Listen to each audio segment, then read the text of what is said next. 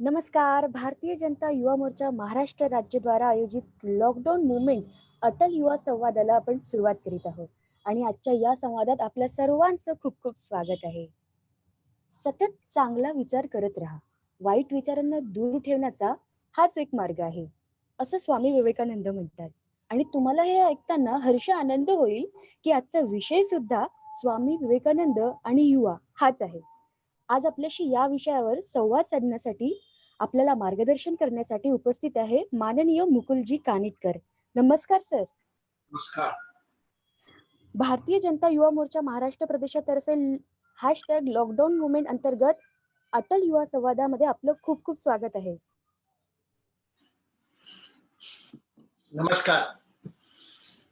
खरं तर माननीय मुकुलजींच्या व्यक्तिमत्वाला परिचयाची गरज नाही, तरी सुद्धा थोडक्यात त्यांचा परिचय करून देते. मुकुलजी यांचा जन्म नागपूर इथे झाला. Ambedkar law college Nagpur university इथनं LLB चे शिक्षण त्यांनी पूर्ण केलं. शालेय जीवनापासूनच वाचनाची आणि नाटकाची आवड त्यांना होती. खरं तर तरुण वर्ग वयाच्या 21व्या वर्षी आयुष्याची मजा घेत असतात.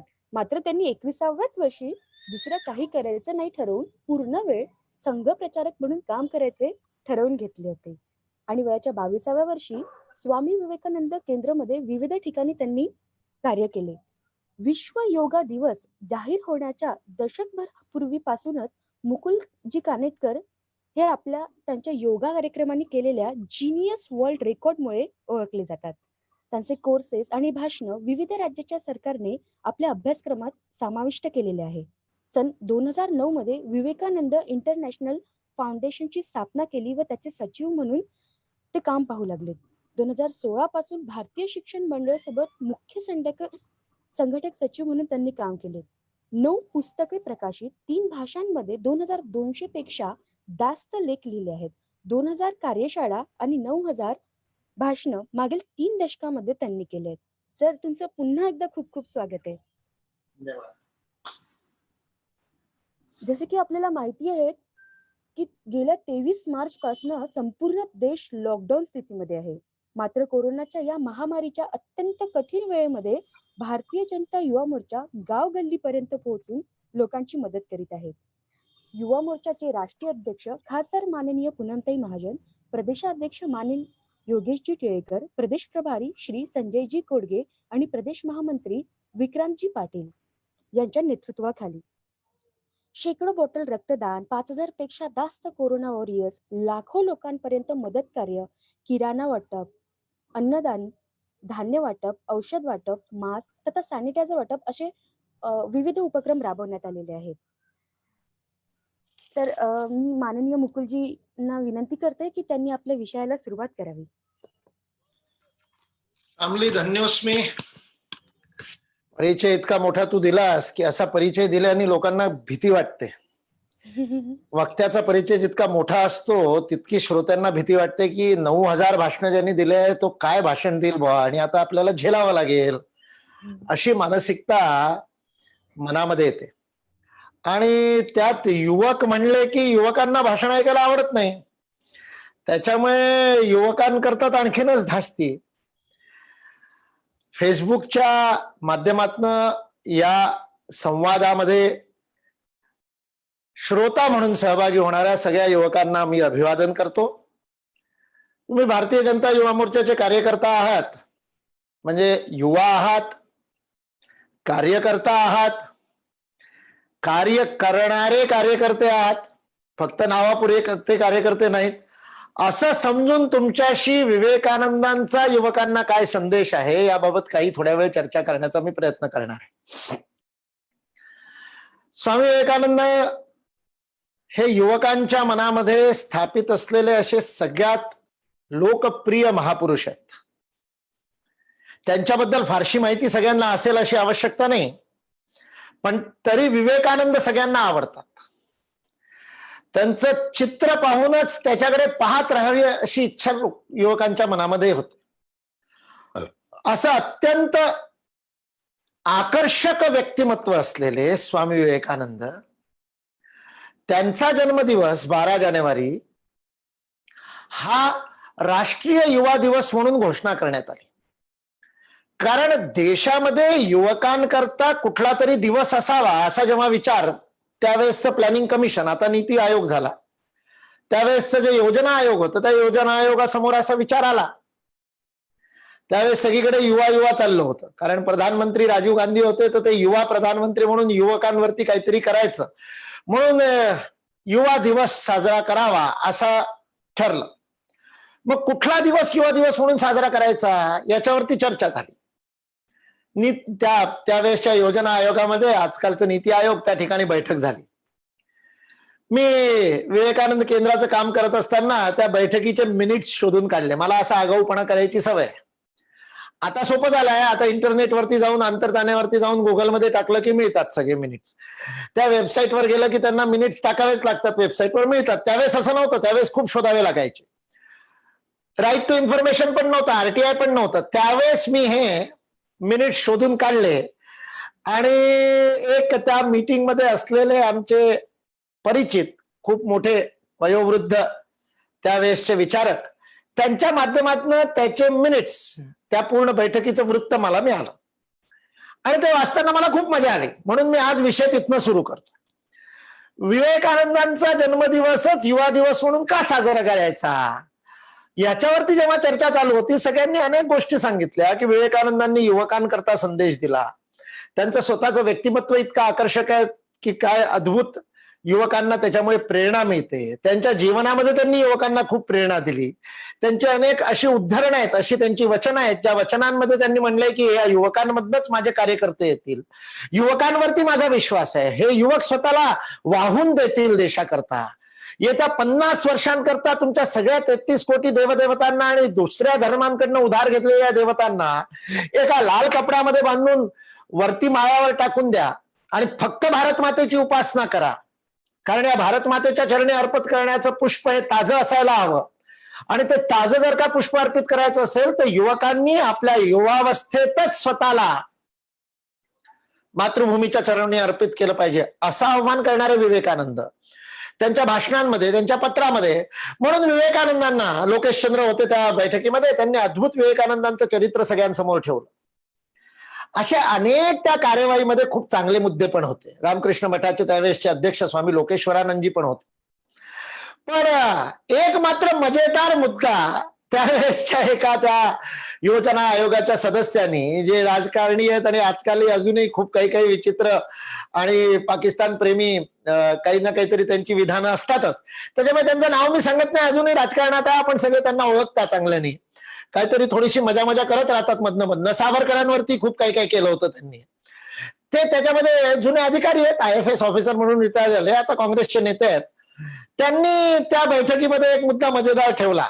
ते म्हणे, हो, विवेकानंदांचाच वाढदिवस युवा दिवस म्हणून साजरा झाला पाहिजे, पण कारण जे सांगितलं ते इतकं जोरदार आहे, असा तर्क कोणी दुसरा देऊ शकत नाही.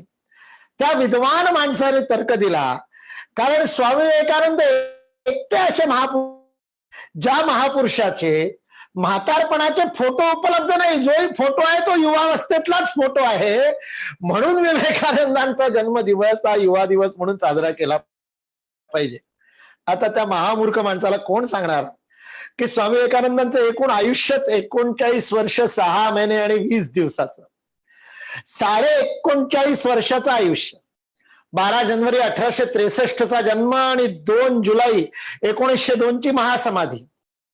39 वर्ष 6 महिने आणि 20 दिवसाच्या आयुष्यामध्ये सगळ्या जगाला जिंकण्याचा दिग्विजय करणारा तो युवा संन्यासी, योद्धा संन्यासी, त्या विवेकानंदांचा जन्मदिवस युवा दिवस म्हणून साजरा केला जातो.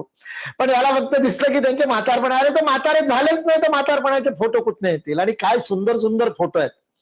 रामकृष्ण मठाने नागपुरातनं, तुम्ही कधी संधी मिळाली तर ते त्यांच्या फोटोचं पुस्तक काढलंय. 240 स्वामी विवेकानंदांची छायाचित्र त्यांच्या जीवनात काढली गेली आणि त्या सगळ्या छायाचित्रांचं पुस्तक, सुंदर पुस्तक काढलेलं आहे रामकृष्ण मठाने. एकदा पाहायला पाहिजे. निशब्द, न बोलता सगळं काही सांगणार आहे. माय लाईफ माय मिशन असं ते पुस्तक. आणि त्या पुस्तकामध्ये विवेकानंदांचे इतक्या प्रकारचे छायाचित्र आहेत आणि इतकी सुंदर सुंदर छायाचित्र आहेत कॅलिफोर्नियामधले त्यांची 5-6 चित्र आहेत, ज्या चित्रांमध्ये त्यांनी फेटा घातलेला नसल्यामुळे आणि मधनं ते भांग पाडायचे आणि त्यांचे ते कुरळे केस, दोन्ही बाजूला अशा त्याच्या लटा आणि ते सुंदर आकर्षक चेहरा, काय राजकुमारासारखा तो चेहरा दिसतो. कुठलाही तुमचा आजचा हिरो झक मारेल इतकं सुंदर ते व्यक्तिमत्व, इतके सुंदर ते फोटो स्वामी विवेकानंदांचे, आकर्षक. त्यांची बनवलेली चित्र, ते जे कन्याकुमारीचं चित्र आहे ना, माझ्या मागे जसं शंकराचार्यांचं चित्र लागलंय तसंच विवेकानंदांचं एक चित्र पण प्रसिद्ध आहे, कन्याकुमारीला उभे असलेले. ते चित्र आहे, रंगवलेलं आहे. एस.एन. पंडित नावाच्या चित्रकारानं रंगवलेलं चित्र आहे. त्यांना म्हणे दर्शन दिलं होतं विवेकानंदांनी, त्याच्यावरून त्यांनी ते चित्र रंगवलं. विवेकानंद केंद्रामध्ये ते चित्र वापरलं जातं.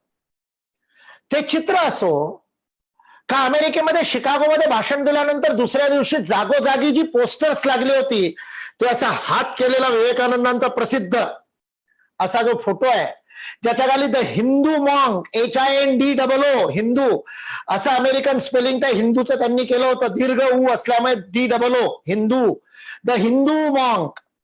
त्या हिंदू मॉन्कचे जे फोटो सगळ्यात अमेरिकेत लागले होते पोस्टर छापून, सगळ्या अमेरिकेला ते शिकागोच्या पंथसभेनंतर त्यांनी जिंकलं होतं. त्या फोटोमध्ये असो की त्याच फोटोग्राफरने काढलेले 2 अजून फोटो आहेत, ज्याच्यामधल्या एका फोटोमध्ये ते सरळ त्या कॅमेऱ्याच्या लेन्समध्ये स्वामी विवेकानंद पाहतात, त्याच्यामुळे त्यांचे डोळे भेदून आपल्याला दिसतात. कोट घातलेला आहे, वरती साफा आहे आणि त्या फेटेवाल्या फोटोमध्ये स्वामी विवेकानंद कॅमेऱ्यात डोळे घालून पाहत असल्यामुळे तो फोटो पाहताना असं वाटतं स्वामीजी आपल्याकडेच पाहत आहेत. मी तुम्हाला आव्हान करतो, चॅलेंज करतो, आजच्या युवा पिढीला माझं चॅलेंज आहे, कुठल्याही विवेकानंदांच्या फोटोमध्ये नजरेला नजर भिडवून दाखवा. टकटक पाहत राहा त्यांच्या डोळ्यांकडे. 2 मिनिटामध्ये डोळे दिपतील, तुम्हाला डोळे विझवावे लागतील स्वतःचे, इतकं तेज त्या डोळ्यांमध्ये. प्रत्यक्ष विवेकानंदांचं तेज काय असेल.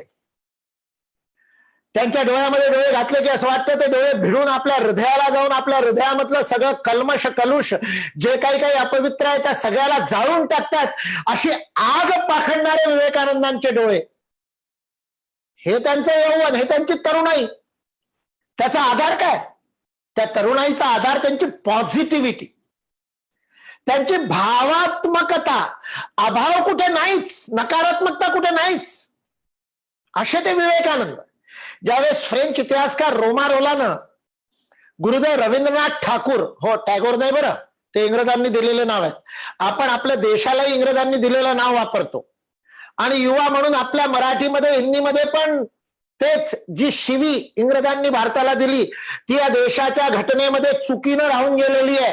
त्यावेळेसच्या राजकारण्यांची हिंमत न झाल्यामुळे भारत एकटं नाव ठेवलं नाही. आम्ही भारतीय शिक्षण मंडळामध्ये ठरवलंय की इंग्रजीत बोलताना भारतच म्हणायचं. इंग्रजीत बोलताना इंग्रजांनी दिलेली शिवी नाही घ्यायची. आपल्या महापुरुषांची नावं बदलली. रवींद्रनाथ ठाकूरांना ठाकूर म्हणता येत नाही त्यांना, म्हणून टॅगोर केला, आपणही टॅगोर म्हण. गुरुदेव रवींद्रनाथ ठाकूर जेव्हा फ्रान्सला गेले, रोमारोला नावाचा इतिहासकार त्यांना भेटला, म्हणे मला भारताला समजून घ्यायचंय. भारतात कधी आला नाही रोमारोला जन्मात. भारतात न येता भारताला कसं समजून घ्यायचं, तर त्याला गुरुदेव रवींद्रनाथ ठाकूरांनी सांगितलं, तुला भारताला समजून घ्यायचं असेल तर रामकृष्ण परमहंसांना समजून घे. स्वामी विवेकानंदांचे गुरु श्री रामकृष्ण परमहंस देव. रवींद्रनाथ ठाकूर म्हणाले, रामकृष्ण परमहंस देव भारताच्या आध्यात्मिक साधनेचा परिपाक होते. 10,000 वर्षाची ऋषी परंपरेची साधना मूर्त रूप घेऊन रामकृष्ण परमहंसांच्या रूपाने अवतरित झाली होती. त्यांचा अभ्यास कर म्हणजे तुला भारत काय आहे ते कळेल. या बिचाऱ्यांनी प्रयत्न केला, काही दिवस प्रयत्न केल्यावर याला कळलं नाही रामकृष्णांना कसं समजून घ्यायचं. जो भारतात जन्माला आला नाही त्याला हे समजणंच कठीण आहे. स्वामी विवेकानंदांनी लाहोरला 3 भाषणं दिली होती. लाहोर 1897 मध्ये. हो हो, मला माहिती आहे आजकालच्या मुलांना मराठी आकडे कळत नाही. 1897 मध्ये, 1897च्या ऑक्टोबर महिन्यामध्ये स्वामी विवेकानंदांची 3 भाषणं लाहोरला झाली. का झाली 3 भाषणं? ते मुलतानमध्ये होते. मुलतानही आज पाकिस्तानमध्ये, लाहोरही आज पाकिस्तानमध्ये. शिकागोहून दिग्विजय करून आल्यानंतर भारतामध्ये त्यांचं जागोजागी स्वागत झालं.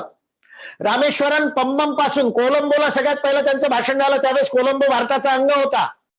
स्वामी विवेकानंदांना जे मानचित्र दिलंय 1897 जानेवारीमध्ये, 21 जानेवारी 1897, 21 जानेवारी 1897 ला स्वामी विवेकानंदांचं कोलंबोत भाषण झालेलं आहे. आणि त्या भाषणामध्ये जे मानपत्र दिलंय त्या मानपत्रामध्ये त्या श्रीलंकेच्या रहिवाशांनी म्हणलं, आम्ही भारतवासी तुमचं स्वागत करतो. 1897 मध्ये श्रीलंका भारताचा अंग होता. 1918 मध्ये त्याला वेगळं केलं. त्यावेळेसच्या नेत्यांना विचारा, वंगभंगासारखं आंदोलन का केलं नाही? बंगालचं विभाजन झालं तेव्हा आंदोलन केलं होतं 1905 मध्ये. 1918 पर्यंत काय जिरली होती का? 1918 मध्ये यांच्याकडे नेतृत्व होतं स्वतंत्रतेचं, आणि जे आजही मिळवतात, आमची इतकी जुनी पार्टी आहे, त्यांना प्रश्न विचारायला हवा. 1918 मध्ये भारत मातेच्या पायाचा अंगठा श्रीलंका इंग्रजांनी ऍडमिनिस्ट्रेटिव्ह कारण दाखवून वेगळा केला, तेव्हा तुम्ही काय करत होता? विवेकानंद कोलंबोला गेले तेव्हा तो भारताचा पार्ट होता. त्या कोलंबो पासून पूर्ण तिथे हिमालयामध्ये अल्मोडा नावाचं स्थान आहे, तिथपर्यंत स्वामी विवेकानंदांनी 2 वर्ष झंझावाती भाषणं दिली आहेत. 97-98 त्या भाषणांचं संकलन रामकृष्ण मठांनी इंग्रजीमध्ये कोलंबो टू अल्मोडा या नावानं छापलंय. मराठीमध्ये त्याचं नाव भारतीय व्याख्यान आहे, हिंदीमध्ये पण भारतीय व्याख्यान असं नाव आहे. त्यामध्ये स्वामी विवेकानंदांची भारतात दिलेली सगळी व्याख्यान आहेत, वाचायला पाहिजे. त्यामध्ये दिलेले हे लाहोरचं भाषण आहे. लाहोरच्या आधी स्वामी विवेकानंद मुलतानला होते. मुलतानला पहिल्यांदा ते हिंदीत बोलले, नाही तर जास्ती इंग्रजीत बोलायचे. मुलतानला त्यांचं पहिलं हिंदी मधलं भाषण झालंय, आणि त्या पहिल्या हिंदी मधल्या भाषणाला ऐकून, आणि विवेकानंदांचं नावच त्यावेळेस he was a hero, he was a celebrity, सगळ्या जगामध्ये विख्यात झालेले, भारतामध्ये विख्यात झालेले, पण भारत मातेच्या प्रेमानं अथाह भरलेले. रामेश्वरमला जेव्हा पहिल्यांदा भारतावरती त्यांचा कोलंबो तर भारताचा अंगठा होता, पण भारताच्या मुख्य भूमीवर जेव्हा पदार्पण झालं पंबनला, त्यावेळेस जहाजातनं उतरून आल्यानंतर समुद्रातनं जसा त्यांचा किनाऱ्याला पाय लागला, त्या रेतीचा स्पर्श झाल्यामुळे त्यांच्या अंगावर रोमांच उठले. माझ्या भारत मातेचा मला परत स्पर्श झाला. ते खाली बसले, त्यांनी त्या मातेची धूळ उचलली, ती रेत उचलली, ती आपल्या डोक्याला लावली, ती आपल्या डोक्यावर टाकली. त्यांना अजूनही समाधान वाटलं नाही. ते त्या मातीमध्ये लोटपोट झाले, सगळ्या अंगाला ती माती लावून घेतली. माझी आई, मी कुठे हरवलो होतो, तुझ्यापासून दूर गेलो होतो. हे आई, तुझ्यापासून इतके वर्ष दूर राहून मला न जाणो कितने कलंक लागले असतील, किती माझ्यावरती कलंक लागले. आज तुझ्या या पावन स्पर्शानं पुन्हा मी पुनीत झालोय, पुन्हा मी पवित्र झालो. गंगेत न्हायल्यासारखा आनंद विवेकानंदांना झाला. पूर्ण पंबनच्या किनाऱ्यावरती हजारो लोक त्यांचं स्वागत करायला आले होते. आजचा सेलिब्रिटी असता तर व्हीचं चिन्ह दाखवून हो हो मी जिंकलो, मी आलो असं म्हणत राहिला असता. त्यांचं लक्ष नाही. हजारो लोकांचा समुदाय चांदीचा रथ घेऊन घोडे सोडून दिले. महाराजा सेतुपती रामनाडचे महाराजा स्वतः आलेले, त्यांच्या त्या चांदीच्या रथाचे घोडे सोडून लोकांनी सांगितलं विवेकानंदांचा रथ आम्ही स्वतः ओढू. सेतुपती आणि विवेकानंदांना रथात बसवलं आणि लोकांनी रथ ओढला. आणि अशा दिग्विजयी संन्यासानं त्यावेळेस आपल्या भारत मातेला नमन केलं. ही त्यांची भारत भक्ती. विवेकानंदांना विवेकानंद बनवणाऱ्या 3 भक्ती आहेत. त्यांची भारत भक्ती, त्यांची आईची भक्ती, मातृभक्ती, आईचं प्रेम, आणि त्यांची गुरुभक्ती आणि शास्त्र भक्ती. त्यांचं भारत मातेवरचं प्रेम, त्यांचं स्वतःच्या जन्मदात्री आईवरचं प्रेम, आणि त्यांच्या गुरु आणि शास्त्रांवरचं प्रेम, या तिघांमुळे विवेकानंद झाले. मुलतानला त्यांना भेटायला लाहोरहून 3 वेगवेगळ्या संप्रदायाचे लोक आले. पहिल्यांदा मुलतानला त्यांना लाहोरहून भेटायला आले ते सनातन धर्म सभेचे नेते लाहोरचे, आणि ते म्हणाले तुम्ही सनातन धर्माची दिग्विजय पताका शिकागोमध्ये आणि सगळ्या जगामध्ये स्थापित केली. तुम्ही तिथे म्हणालात की गर्वाने सांगायचं पाहिजे की मला गर्व आहे की मी हिंदू धर्माचा प्रतिनिधी आहे, मला गर्व आहे की मी संन्यासांचा प्रतिनिधी आहे, माझा गर्व आहे की मी भारत मातेचा प्रतिनिधी आहे. तुम्ही त्या अभिमानानं तिथे आपली पताका रोवली, म्हणून आम्ही तुमचा सत्कार करू इच्छितो. सनातन धर्म सभा आली. त्यानंतर दुसऱ्या दिवशी त्यांना भेटायला आर्य समाजाचे लोक आलेत. त्या आर्य समाजाचे लोक म्हणाले आम्हालाही तुमचं स्वागत करायचंय, आम्हालाही तुमचा सन्मान करायचा आहे, तुम्हाला मानपत्र द्यायचं आहे. ज्या प्रकारचे पाखंड खंडिनी पताका घेऊन आणि स्वामी दयानंद सरस्वतींनी पूर्ण भारतामध्ये दिग्विजय केला होता, तुम्ही जगामध्ये दिग्विजय केला. तुमची काही मतं आम्हाला पटत नसतील, पण तुम्ही वैदिक धर्माचा उद्धार केलाय म्हणून तुमचा आम्ही सत्कार करू इच्छितो. आणि त्याच मागोमाग आले अकाली, गुरु गोविंद सिंहांचे अकाली, आणि ते म्हणे आम्ही अकाली लोक तुमचं स्वागत करू इच्छितो. तुम्ही तोच संदेश दिला, एक ओंकार सतनाम तुम्ही सगळ्या जगामध्ये पसरवलं, आणि म्हणून आमच्या अकाली धर्माचा, आमच्या खालसाचा तुम्ही प्रचार केला म्हणून आम्ही तुमचा सन्मान करू इच्छितो. विवेकानंदांनी अट घातली, तुम्ही तिघ जण वेगळा वेगळा माझा सन्मान करणार असताल, मी लाहोरला येणार नाही. लाहोर त्यावेळेस फार मोठं धार्मिक स्थान होतं, आर्य समाजाचं केंद्र होतं, सनातन धर्मियांचं केंद्र होतं, अकालीचं केंद्र होतं, अमृतसरपेक्षा मोठं केंद्र लाहोरला होतं. आणि अशा वेळेस विवेकानंदांना तिघांनी बोलावल्यावर विवेकानंदांनी अट टाकली, तुम्ही तिघ जण एकत्र येऊन माझा सत्कार करणार असाल, संप्रदायांमधले भेद, मतमतांतरांमधले, पंथांमधले भेद मिटावेत म्हणून विवेकानंदांनी त्यांच्या एकत्रीकरणाचं सूत्र दिलं. तिघ एका मंचावर आलात आणि माझा सत्कार करणार असाल तर मी येईन. न भूतो न भविष्यती, कल्पना करू शकत नाही. सनातन धर्मी आणि आर्य समाजी असे लढायचे त्यावेळेस, आणि ते दोघं एकत्र आले, अकाली पण एकत्र आले, तिघांनी एका मंचावरती विवेकानंदांचं स्वागत केलं. आणि म्हणून विवेकानंदांनी 3 दिवस 3 भाषणं दिली. पहिल्या दिवसाचं भाषणाचं नाव आहे कॉमन बेसिस ऑफ हिंदुइझम, हिंदुत्वाचे सामान्य आधार. अद्भुत भाषण आहे. 10 रुपयाचं वेगळी छोटीशी पुस्तिका पण काढली आहे रामकृष्ण भटांनी. पूर्ण मोठं पुस्तक वाचायचं नसेल, छोटंसं वाचा, नक्की वाचा. आणि दुसरे 2 दिवस वेदांत आणि व्यावहारिक वेदांत असे विषय घेतले होते. असे 3 दिवस 3 विषय. पहिल्या दिवशीच्या विषयाची सुरुवात गुरु गोविंद सिंहांचं स्मरण करून केली. ते म्हणाले, मी या पंचनदाच्या भूमीमध्ये उभा आहे, ज्या ठिकाणी वेदाच्या ऋचा लिहिल्या गेल्या, ऋषींनी तपस्या केली, त्या पुण्यभूमी भारत भूमीवर मी उभा आहे, आणि त्या गुरु गोविंद सिंहाच्या भूमीवर उभा आहे. सगळ्या हिंदूंकरता आदर्श असलेला गुरु गोविंद सिंह, हिंदूंनो त्या सिंहासारखे सिंह व्हा, विवेकानंदांनी आव्हान केलंय त्या भाषणामध्ये. तो सिंह जो जीवनभर त्याग करत राहिला हिंदू धर्माच्या रक्षणाकरता. जगे धर्म हिंदू सकल भंड बाजे, हिंदू धर्माच्या जागरणाकरता त्यानं व्रत घेतलं. हे आरज यदि तू खालीस होवे, हस हस देश हित शीश नवाय. हे तू यदि, हे आर्य, जर का तुझं जीवन शुद्ध असेल, खालीस असेल, पवित्र असेल, तर हसत हसत आपल्या मातृभूमीवर स्वतःला न्योछावर कर, स्वतःचं बलिदान दे, आहुती दे, शीश नवाय. ज्याच्या गुरुनं शीश चरवलं म्हणून गुरुद्वारा शीशगंज आजही दिमाखानं चांदणी चौकामध्ये उभा आहे. ते झाड अजूनही तिथे आहे. त्या ठिकाणी दिल्लीला कधी गेलात तर लाल किल्ला नाही पाहिला तर चालेल, पण गुरुद्वारा शीशगंज मध्ये जा, जिथे तेग बहादुरांनी बलिदान करून काश्मीरी पंडितांचे प्राण वाचवले होते. त्यांचा पुत्र गुरु गोविंद सिंग, त्याचं स्मरण विवेकानंदांनी केलं. स्वतःच्या स्वकीयांनी धोका केल्यानंतर सुद्धा आणि त्यांच्या दगेबाजीमुळे 4 पुत्रांचं बलिदान झाल्यानंतर सुद्धा फतेहसिंग जोरावर सिंगला भिंतीमध्ये जिवंत चिरडून मारण्यात आलं. अजित सिंग, जुजार सिंग आनंदपूर साहिबच्या लढाईमध्ये मारले गेले. आणि असं असताना सुद्धा तो सिंह एका शब्दानं स्वकीयांबद्दल वाईट बोलला नाही. स्वामी विवेकानंदांचे शब्द आहे. चुपचाप दक्षिणेत जाऊन नांदेडमध्ये त्यांनी आपले प्राण सोडले, पण आपल्या भारतीयांबद्दल, हिंदूंबद्दल, स्वकीयांबद्दल, दगा करणाऱ्यांबद्दल एकही अपशब्द काढला नाही. प्रेरणाच दिली. त्या गुरु गोविंदांसारखे सकारात्मक व्हा. आपल्या बंधूंना दोष देऊ नका. प्रत्येक भारतवासी माझा भाऊ आहे. हे वीर, तू एक कौपीन घालून, एक लंगोट घालून कफल्लक म्हणून उभा राहा आणि स्वीकार कर, मी भारत मातेचा पुत्र आहे, याचा मला अभिमान आहे, आणि प्रत्येक भारत मातेचा पुत्र माझा बंधू आहे. विवेकानंदांचं आव्हान आहे. प्रत्येक दरिद्र भारतवासी, मूर्ख भारतवासी, चांडाळ भारतवासी माझा भाऊ आहे.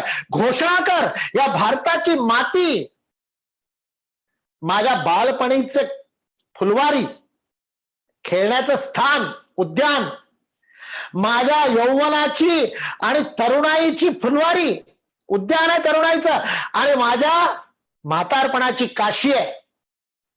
म्हण, स्वाभिमानाला म्हण, हे उमापती, हे व्याघ्रांबरधारी, हे भस्मधारी उमापती, हे उमा महेश्वरा, मला शक्ती दे की मी गर्वानं म्हणू शकीन की मी या भारताचा पुत्र आहे, असे म्हणणारे विवेकानंद त्या लाहोरच्या भाषणामध्ये म्हणतात, अनेक जन्मांच्या पुण्याईनं या देशामध्ये जन्म मिळतो. स्वामी विवेकानंद म्हणतात 84 लाख योनीतनं 84 लाख योनीतनं भटकल्यानंतर माणसाचा जन्म मिळतो. हा दुर्लभ मानव जन्म मिळाला, सार्थक करा रे त्याला, वाया घालवू नका. मनुष्य म्हणून जन्माला आले आहात. स्वामी विवेकानंद म्हणतात पुण्याई दुप्पट असते तेव्हा भारतात जन्म मिळतो. एकपट पुण्याई असेल तर माणूस म्हणून जन्म मिळतो, दुप्पट पुण्याई असेल तर भारतात जन्म मिळतो. त्या भाषणात म्हणतात स्वामी विवेकानंद लाहोरचे. आपल्याला माहिती नाही भारतात जन्म घेतल्याने आपल्याला किती लाभ झालेले आहेत. त्या बिचाऱ्या रोमारोलाला कळत नव्हतं भारताला कसं समजून घेऊ. रामकृष्णांना बद्दल वाचलं त्यांनी, त्याला कळलं नाही. गॉस्पेल वाचलं, वचनामृत कळलं नाही. त्याने परत गुरुदेव रवींद्रनाथ ठाकूरांना विचारलं, तुम्ही मला मंत्र दिला भारताला समजायचं असेल तर रामकृष्ण परमहंसांना समजून घे. पण रामकृष्ण परमहंसांना कसं समजू? गुरुदेवांनी परत मंत्र दिला, रामकृष्णांना समजून घ्यायचं असेल तर विवेकानंदांना वाच. कारण त्या विवेकानंदांमध्ये काहीच अभावात्मक नाही, सर्व काही भावात्मक आहे. Nothing negative, everything is positive in him. हा गुरुदेव रवींद्रनाथ ठाकूरांनी स्वामी विवेकानंदांबद्दल सांगितलेलं वाक्य आहे. किती पॉझिटिव्ह, किती सकारात्मक. स्वामी विवेकानंदांचं लंडनमध्ये भाषण आहे, मृत्यूपरांत जीवन, मरणोत्तर जीवन, त्याच्यावरचं त्यांचं भाषण आहे, लाईफ आफ्टर डेथ.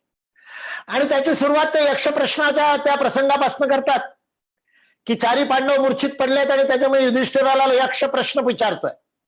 आणि त्या प्रश्नामधला एक प्रश्न जो खूप प्रसिद्ध आहे की जगात सगळ्यात मोठं आश्चर्य काय, किम तद आश्चर्यम. आणि त्याचं उत्तर देताना युधिष्ठिर म्हणतो की रोज इतके लोक मरणोन्मुखी जात असतात आणि त्यांना खांदे देणारे, श्रीराम जयराम जय जयराम म्हणणारे पण स्वतःला अमर समजतात, त्याच्यापेक्षा आश्चर्य काय. विवेकानंदांनी तो श्लोक सांगितला त्या भाषणामध्ये. त्यांची पॉझिटिव्हिटी पहा विवेकानंदांची, विवेकानंदांची तर्कबुद्धी पहा. युवकांना म्हणून आवडतात ते. विवेकानंद म्हणतात, अरे तुम्हाला का आश्चर्य वाटलं? युधिष्ठिरालाही आश्चर्य वाटलं, यक्षाने ते कबूल केलं, पण मला त्याच्यात काही आश्चर्य वाटतच नाही. हा आत्मा अजर अमर आहे हे प्रत्येक मनुष्याला माहिती आहे, म्हणून मरणाऱ्या देहाला पाहून सुद्धा अमरत्वाचा संदेश तो देत राहतो, कारण ते अमरत्वच त्याला शोधायचं असतं. प्रत्येक गोष्टीत सकारात्मक संदेश शोधणारे विवेकानंद. इतक्या बाधा असताना, इतक्या अडचणी असताना, गरिबी घरची, हालपेष्टा, आईला जेवायला मिळत नाही, बहिणीनं आत्महत्या केली लग्न होत नाही म्हणून, भाऊ क्रांतिकारी झाला, घरामध्ये आई करता काही नाही, आणि असं असताना हा माणूस स्वतःला भारत मातेकरता समर्पित करतो. थोडाशी निराशा येत नाही. असे विवेकानंद. त्या विवेकानंदांचा संदेश, त्या विवेकानंदांना समजून घ्यायचं. ते म्हणतात तुमच्यामध्ये कितीही कमजोरी असली, किती दुर्बलता असली तरी त्या दुर्बलतेचा विचार करून दुर्बलता दूर होत नाही. युवकांकरता संदेश आहे, दुर्बलतेचा उपाय दुर्बलतेचं चिंतन नाही, शक्तीच्या चिंतनानं दुर्बलतेचा उपाय होतो. त्याने भारताला, परतंत्र भारताला, ज्यावेळेस स्वामी विवेकानंद लाहोरमध्ये गर्जना करतायत की दुप्पट पुण्याई असेल तर भारतात जन्म मिळतो, त्यावेळेस भारतावर इंग्रजांचं राज्य आहे. आणि त्यावेळेस भारताला जागा करतात विवेकानंद. विवेकानंदांच्या गेल्यानंतर 1902 मध्ये ते गेले, 1905 मध्ये वंगभंग आंदोलन झालं, बंगालचं विभाजन झालं, वंदे मातरम गात पूर्ण भारत उभा राहिला, बंगालला आम्ही विभाजित होऊ देणार नाही. आणि त्या पूर्ण आंदोलनामध्ये सचिंद्रनाथ सान्याल असो का हेमचंद्र घोष असो, कोणालाही पकडायचं तर त्याच्याजवळ विवेकानंदांची पुस्तकं मिळायची, कर्मयोग मिळायचा, राजयोग मिळायचा, भक्तियोग मिळायचा. इंग्रजांना कळायचं नाही यांच्यापासून पुस्तकं जप्त करतो, त्याच्यात विवेकानंद कसे काय. विवेकानंद क्रांतिकारकांना प्रेरणा देतात, विवेकानंद स्वतंत्रता सेनान्यांना प्रेरणा देतात, राजकारण्यांना प्रेरणा देतात, महात्मा गांधीला प्रेरणा देतात, सुरेशचंद्र बॅनर्जींना प्रेरणा देतात, अरविंदांना दर्शन देतात अलीपूरच्या जेलमध्ये. आपल्या उत्तरपाड्यात दिलेल्या भाषणामध्ये अरविंद सांगतात, त्या अलीपूरच्या जेलमध्ये साक्षात विवेकानंदांनी येऊन मला दीक्षा दिली. त्यांनी मला सांगितलं की कसं ध्यान केलं पाहिजे, कशी अध्यात्म साधना केली पाहिजे. 1902 मध्ये स्वामी विवेकानंदांची समाधी झाली आहे. अलीपूरच्या जेलमध्ये अरविंद घोष 1910 मध्ये गेलेले आहेत. विवेकानंदांनी शरीर सोडल्यानंतर 8 वर्षांनी साक्षात येऊन अरविंदांना प्रेरणा दिली असं अरविंद म्हणतात. मला शंका नाही त्याच्यावर, कारण अरविंद म्हणतात तर खरंच बोलत असतात. कित्येक लोकांना प्रेरणा दिली. जगदीशचंद्र बसू, अरे त्याच्यासारखा वैज्ञानिक अजून झाला नाही भारतामध्ये 120 वर्षांनंतर. त्या जगदीशचंद्र बसूला निराशा आली. तो जगदीशचंद्र बसू आत्महत्या करायचं ठरवतो. आपला पूर्ण नवीन शोध सेमी कंडक्टरच्या बाबतीत केलेला, सुपर कंडक्टिव्हिटीच्या बाबतीत केलेला शोध फाडून फेकून देतो, जाळून टाकतो, आत्महत्या करायचं ठरवतो. कारण त्याचा रेडिओचा शोध त्यांनी 2 वर्ष आधी लावलेला असून सुद्धा मार्कोनीला क्रेडिट दिलं जातं. रॉयल सोसायटी ऑफ लंडन मध्ये त्यांचा पेपर गहाळ केला जातो. षडयंत्राखाली त्यांना मागे ढकललं जातं कारण ते भारतीय आहेत म्हणून. आणि त्या इटलीच्या मार्कोनीला, तेव्हाही इटली आपल्या डोक्यावर बसली होती बरं, इटलीच्या मार्कोनीला रेडिओचं श्रेय दिलं जातं. आता मान्य केलंय. आता इंटरनॅशनल काँग्रेस ऑफ सायंटिस्टनी, फिजिसिस्टनी मान्य केलं की रेडिओचा शोध हा जगदीशचंद्र बसूंनी रेडिओ व्यवस्था शोध मार्कोनीच्या आधी लावला होता. पण तेव्हा मार्कोनीला श्रेय मिळाल्यानंतर इतके निराश झाले होते, हताश झाले होते की आत्महत्या करायला निघाले. त्या जगदीशचंद्र बसूंना जगण्याची जिजीविषा आणि भारताच्या उपनिषदांच्या सत्याला पुन्हा एकदा फिजिक्सच्या माध्यमातून, भौतिकशास्त्राच्या माध्यमातून सिद्ध करण्याचं, जीवनोद्देश देण्याचं काम विवेकानंदांनी केलं. तेच त्यांनी निकोला टेस्लाला केलं होतं. आपल्यापैकी किती लोकांना माहिती आहे की 7 दिवस स्वामी विवेकानंद डेट्रॉइट मध्ये राहत असताना शिकागोच्या भाषणानंतर भाषण देण्याकरता पूर्ण अमेरिकेचा दौरा केला होता. डेट्रॉइटला होते त्यावेळेस 1893 मध्ये, 1893-94 मध्ये, 1893-94 त्या काळामध्ये, डिसेंबर जानेवारी त्या काळामध्ये 7 दिवस निकोला टेस्ला रोज स्वामी विवेकानंदांजवळ येऊन बसत होता. हो, निकोला टेस्ला जो एडिसनचा बाप होता, आईन्स्टाईनचा बाप होता, असा वैज्ञानिक, तो विवेकानंदांबरोबर येऊन विवेकानंदांकडनं उपनिषदांचे धडे घेत होता. स्वामी विवेकानंदांनी त्यावेळेस फिजिक्सला माहित नव्हतं की मॅटर आणि एनर्जी मध्ये काय संबंध आहे. जड जगत वेगळं आणि ऊर्जा वेगळी असं मानणार होतं फिजिक्स त्यावेळेस. या जगामध्ये आकाश तत्व आहे माहिती नव्हतं, इथर म्हणायचे. असं इमॅजिनरी काल्पनिक फिजिक्स असताना विवेकानंदांनी निकोला टेस्लाला सांगितलं की जड आणि चेतन एकच आहे. चैतन्यच घनीभूत होऊन जड रूप घेतं. Matter is nothing but condensed energy. ह्या उपनिषदांचा संदेश निकोला टेस्लाला स्वामी विवेकानंदांना समजावला. स्वामी विवेकानंदांना कठोपनिषदातला एक मंत्र सांगितला, ज्या मंत्रामध्ये म्हणलाय की जर का सूर्याच्या प्रकाशाच्या वेगानं तुम्ही कुठल्या वस्तूला प्रक्षेपित करू शकलात तर ती प्रकाशामध्ये परिवर्तित होते. वस्तू पदार्थ राहत नाही, ती प्रकाश बनते, ती ऊर्जा बनते. हा उपनिषदांचा सिद्धांत निकोला टेस्लाला विवेकानंदांनी समजावला. मी हवेत नाही बोलत आहे. निकोला टेस्लानं आपल्या सायंटिफिक पेपरमध्ये विवेकानंदांना कोट केलाय आणि त्याला बिचारा विवेकानंदांचं नाव समजत नव्हतं. जसं रवींद्रनाथ ठाकूरांचं टॅगोर केलं इंग्रजांनी, तसं निकोला टेस्लाला वाटलं हे विवेक आणि आनंद वेगळं असेल म्हणून त्याला ते फ्रेंच नाव वाटलं, VIVE, विवे, म्हणून त्यांनी नाव लिहिलं मिस्टर विवेकानंद. म्हणून तो कोट करताना म्हणतो mister Kanand from India told me, असं म्हणून निकोला टेस्ला विवेकानंदांना कोट करतो. हा तो पेपर आहे ज्या पेपरला निकोला टेस्लाच्या या पेपरला आईन्स्टाईननं E=mc² पेपरमध्ये कोट केलाय. E=mc², energy is mass into, तिथे C म्हणजे वेलॉसिटी ऑफ लाईट, त्याचा स्क्वेअर. हा जो जड आणि चैतन्याच्या परिवर्तनाचा नियम आईन्स्टाईननं दिला की matter and energy can be converted, matter can be converted in, ज्याच्यावर आधारित अणुबॉम्ब तयार झाले, ज्याच्यावर आधारित एनरिको फर्मिना आणि ओपन हॅमरने मिळून ऍटम बॉम्ब केला आणि त्या ऍटम बॉम्बमुळे हिरोशिमा नागासाकी झालं आणि त्याच्यामुळे द्वितीय महायुद्ध इंग्रज आणि अमेरिका जिंकले आणि त्याच्यामुळे अमेरिका जगातला सगळ्यात महत्वाचा देश झाला. तो शोध ज्या रिसर्च पेपरमध्ये आईन्स्टाईननं लिहिलाय त्या पेपरमध्ये त्याने निकोला टेस्लाच्या ज्या पेपरचं सायटेशन उदाहरण दिलंय त्या पेपरमध्ये निकोला टेस्लांनी विवेकानंदांना उद्धृत केलंय. म्हणजे विवेकानंदांनी आईन्स्टाईननी सांगण्याच्या 20 वर्ष आधी, 15 वर्ष आधी E=mc² सांगितलं होतं. वैज्ञानिकांना प्रेरणा दिली, उद्योगपतींना प्रेरणा दिली. आज या COVID-19 मुळे ज्याला डोनाल्ड ट्रम्प एकदम बेधडक चायनीज व्हायरस म्हणतो, आपल्या लोकांची अजून हिंमत नाही असं म्हणायची, पण चायनाला त्याच्याकरता त्याचं चायनाला अपराधी मानणं हे डोनाल्ड ट्रम्पनं सुरू केलं. चायनीज व्हायरस, या चायनीज व्हायरसच्या वेळेस डोनाल्ड ट्रम्पनं म्हणलं स्वदेशी. डोनाल्ड ट्रम्प स्वदेशी म्हणतोय. डोनाल्ड ट्रम्पने नारा दिला, बी अमेरिकन बाय अमेरिकन. अमेरिकेच्या आत अमेरिकेचं विकत घ्या. तो म्हणतो आम्ही आपली सप्लाय चेन, आम्ही सगळं मॅन्युफॅक्चरिंग हे चीनला, तायवानला, मलेशियाला, इंडोनेशियाला, एशियाला आउटसोर्स केलं.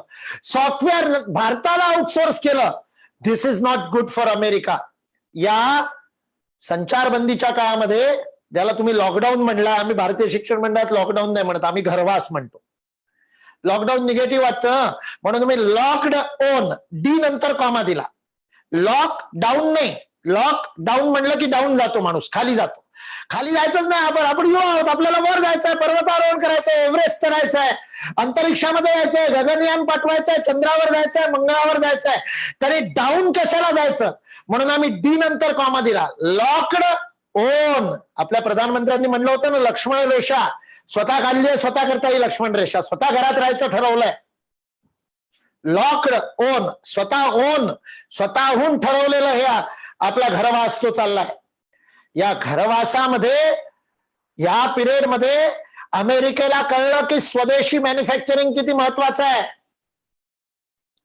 विवेकानंदांनी 1892 मध्ये, मे 1892, 30 मे 1892, हो सांगतो इंग्रजीत, 30 मे 1892. आजकालच्या युवकांना मराठी आकडे कळत नाही म्हणून आपलं इंग्रजीतही सांगितलं. 1892, 30 मे मुंबईहून पेनिन्सुलर नावाच्या जहाजानं विवेकानंद निघाले, जपानला गेले आणि जपानहून त्याच जहाजानं व्हँकुव्हरला गेले, कॅनडाला. जपान ते व्हँकुव्हर या प्रवासामध्ये त्यांच्या जहाजावर आणखीन एक यात्री होता, पारशी. भारतातल्या उद्योगपतींचा जनक पितामह जमशेदजी टाटा, ते त्यांच्या बरोबर जहाजावर होते. हा युवा संन्यासी, 29 वर्षाचं वय, 1992, 63चा जन्म, 1892, 29 वर्षाचं वय, 29 वर्षाचं भगवे कपडे घातलेला संन्यासी, चेहऱ्यावरचं तेज पाहण्यालायक, त्यांच्या डोळ्यामध्ये डोळे घालून भिडवण्याची आज फोटोमध्ये हिंमत होत नाही. त्या विवेकानंदांना पाहून जमशेदजी टाटा अट्रॅक्ट झाले. त्यांना बरोबर घेऊन बसायचे, चर्चा करायची. चर्चेमध्ये विवेकानंदांना कळलं की जपानमध्ये जमशेदजी टाटा आयर्न ओर पासनं आयर्न काढण्याच्या विधीवरती, लोह अयस्कातनं लोह कसं काढायचं, फोलाद इस्पात कसं तयार करायचं, त्या स्टील टेक्नॉलॉजी करता गेले होते. आणि म्हणून जपानमध्ये स्टीलची फॅक्टरी टाकण्याचं जमशेदजी टाटांनी ठरवलं होतं. त्याच्याकरता करार केला नव्हता, पण करणार असं ठरलं होतं. कॅपिटल इन्व्हेस्टमेंट शोधण्याकरता अमेरिकेला जात होते, काही इन्व्हेस्टर्स मिळतात का म्हणून. FDI तेव्हापासून चालू आहे. विवेकानंदांनी जमशेदजी टाटांना प्रेरणा दिली, जपानमध्ये फॅक्टरी लावू नका, आपल्या युवकांना नोकरी मिळाली पाहिजे, रोजगार मिळाला पाहिजे, फॅक्टरी भारतात लावा. आणि त्यांच्याशी चर्चा करताना विवेकानंदांनी सांगितलं, भारत भ्रमण करताना वनवासी लोकांमध्ये अशी भट्टी मी पाहिली आहे, ज्या भट्टीमध्ये 700 डिग्री वरती लोखंड वितळवून, लोखंडाचा अयस्क वितळवून त्याच्यातनं लोखंड काढून अगदी बिना कुठल्याही केमिकल रिएक्शन न करता, आयोनायझेशन न करता, आणि त्याला स्टील सारखं चमकणारं पवित्र असं लोखंड बनवलं जातं. तेच लोखंड जे चंद्रगुप्ताच्या त्या विजय स्तंभामध्ये कुतुब मिनार जवळ आहे. कुतुब मिनारला गेले असाल कधी, तर तिथे त्या मूर्ती ज्या कुतुबुद्दीन ऐबकनं तोडून त्या मिनारमध्ये टाकल्या, त्यात पहाच की कसं मंदिरांना तोडून तो मिनार बनवला. पण त्याचबरोबर त्याच्या समोर असलेला तो चंद्रगुप्त मौर्याचा विजय स्तंभ पहा, जो लोखंडाचा बनलेला आहे. आणि 2300 वर्ष खुल्या आकाशाखाली उन्हा पावसामध्ये उभा राहून थोडासाही जंग त्याच्यावरती लागला नाही, गंजलेला नाही, कुठेही रस्टिंग नाही, रस्ट फ्री स्टील 2300 वर्षापूर्वी भारतात बनत होतं. जमशेदजी टाटाला विवेकानंदांनी सांगितलं. त्याची पद्धत आहे, अजूनही आहे. मी स्वतः माझ्या डोळ्यांनी पाहिलेली आहे छत्तीसगडमध्ये आणि झारखंडमध्ये. तिथल्या वनवासी लोकांमध्ये ती हाताची पोर्टेबल भट्टी घेऊन आणि त्या भट्टीमध्ये असा गोल गोल पंखानी भट्टी चालवून आणि लोखंड वितळवून आणि त्याच्यानंतर लाकडाच्या छोट्या छोट्या हातोड्यांनी त्याला घण घालून आणि त्याची इम्प्युरिटी काढतात आणि त्याला एकदम शुद्ध करतात. असं पवित्र लोखंड बनवण्याची पद्धत अजूनही आहे, इको फ्रेंडली आहे. कारण टाटाच्या फॅक्टरीमध्ये, आर्सेलरच्या, मित्तलच्या फॅक्टरीमध्ये 1300 डिग्री तापवावं लागतं, जास्त इंधन लागतं, जास्त कार्बन फुटप्रिंट होतात. आमच्या वनवास्यांचे कार्बन फुटप्रिंट कमी आहेत, 700 डिग्रीवर अर्ध्या इंधनात काम करतात, काटकसरीनं काम करतात. विवेकानंदांनी जमशेदजींना ही दुसरी प्रेरणा दिली. टाटांना म्हणलं फॅक्टरी भारतात काढा. आजही तुम्ही जमशेदपूरला गेलात तर टाटाच्या फॅक्टरीच्या स्टील प्लांटच्या बाहेर एवढा मोठ्या दगडावरती कोरून लिहून ठेवलाय जमशेदजी टाटांनी. ही फॅक्टरी इथं विवेकानंदांच्या प्रेरणेनं लावली आहे. विवेकानंदांनी स्वदेशीची प्रेरणा तेव्हा दिली जी आज कोविडमुळे आपल्याला लक्षात येते. कोविडमुळे डोनाल्ड ट्रम्पला जे लक्षात येते ते विवेकानंदांनी जमशेदजी टाटांना प्रेरणा दिली होती. वैज्ञानिकांना प्रेरणा, उद्योजकांना प्रेरणा, जमशेदजी टाटांना दुसरी प्रेरणा दिली की इतकं सुंदर विज्ञान आपल्या भारतामध्ये, आपल्या शास्त्रामध्ये, आपल्या लोकांमध्ये, आपल्या वनवास्यांमध्ये, त्याच्यावर रिसर्च व्हायला हवा. म्हणून भारताची आवश्यकता आहे सायंटिफिक रिसर्च. आणि त्या सायंटिफिक रिसर्च करता तुम्ही इन्स्टिट्यूट उभी करा. म्हणून आज ज्याला IISC बँगलोर म्हणतात, Indian institute of science research, त्या IISCच्या पहिलं नाव टाटा सायंटिफिक रिसर्च होतं. Tata institute of scientific research, जसं Tata institute of fundamental research आहे, Tata institute of social sciences आहे, तसंच Tata institute of scientific research होतं. आणि ते म्हैसूरच्या राजाने ती जागा दिली. जमशेदजी टाटानं विवेकानंदांच्या प्रेरणाने तर सुरू केलं रिसर्च इन्स्टिट्यूट. विवेकानंदांना त्यांनी पत्र लिहिलंय जमशेदजी टाटांनी सन 1900 मध्ये. विवेकानंद शिकागोहून परत आले आणि खूप प्रसिद्ध होते. बेल्लूर मठामध्ये जमशेदजी टाटाचं पत्र पोहोचतं विवेकानंदांना की तुम्ही सांगितल्याप्रमाणे त्या डेकवर आपण बसलो होतो पेनिन्सुलरच्या, त्या डेकवर तुम्ही जी मला योजना सांगितली त्या योजनेप्रमाणे आता इन्स्टिट्यूट बनवली आहे, तुम्ही या आणि डायरेक्टर व्हा. सन 1900 मध्ये पॅरिसला वर्ल्ड काँग्रेस ऑफ सायन्स झाली, वर्ल्ड सायन्स काँग्रेस. स्वामी विवेकानंद तिथले कीनोट ऍड्रेस देणारे होते. बीज भाषण विवेकानंदांनी दिलं. सगळ्या जगातले वैज्ञानिक जिथे होते, एक संन्यासी, भारताचा संन्यासी विज्ञानावर, हा हिंदू धर्म आहे पूर्णपणे वैज्ञानिक, विज्ञानावर भाषण देतो, फ्रेंच भाषेत भाषण देतो. कारण त्यांनी फ्रेंच शिकली होती. कुठे? पोरबंदरला. पोरबंदरच्या दिवाणाला संस्कृत शिकवलं, त्याच्याकडनं फ्रेंच शिकले आणि फ्रेंच मध्ये भाषण दिलं पॅरिसला विवेकानंदांनी. त्याच पोरबंदरहून मुंबईला येताना गाडीमध्ये, रेल्वेमध्ये लोकमान्य बाळ गंगाधर टिळक आणि विवेकानंदांची भेट झाली. लोकमान्य टिळक त्यांच्यावर इतके भाळे. विवेकानंद 4 एप्रिल 1902 ला विवेकानंदांची समाधी झाल्यानंतर 4 जुलै 1902 ला विवेकानंदांची समाधी झाल्यानंतर पुढच्या अंकामध्ये 3 भागांमध्ये लोकमान्य बाळ गंगाधर टिळकांनी श्रद्धांजली दिली आहे. लोकमान्य टिळकांनी जी विवेकानंदांना दिलेली श्रद्धांजली आहे वाचण्यालायक. त्याच्यामध्ये त्यांनी हा प्रसंग सांगितला की कसे रेल्वेमध्ये भेटले आणि 7 दिवस शनिवार वाड्याजवळच्या लोकमान्यांच्या घरी राहिले. त्यांचे अतिथी म्हणून विवेकानंद पुण्याला राहिले त्यांच्या घरी. 7 दिवस स्वातंत्र्य लढ्याबद्दल आणि स्वदेशीबद्दल लोकमान्य टिळकांना प्रेरणा विवेकानंदांनी दिली. ही 1891 ची घटना आहे. 1891 लोकमान्य टिळकांनी स्वदेशीचं आंदोलन त्याच्यानंतर सुरू केलं. स्वराज्याची चतुसूत्री जी लोकमान्य टिळकांनी सांगितलंय, लोकमान्य टिळक म्हणतात त्याच्यातले 2 सूत्र विवेकानंदांनी सांगितलेले आहेत, स्वभाषा आणि स्वदेशी. विवेकानंदांनी राजनारायण बसूंबरोबर देवघरला राहून आपल्या भाषेचा अभिमान कितका, तो इंग्रजी त्यांचं इतकं अद्भुत होतं की इंग्रजांनी म्हणलं असं इंग्रजी आम्हाला येत नाही. स्वामी विवेकानंदांचं इंग्रजीला योगदान याच्यावरती 16 PhD आहेत जगामध्ये.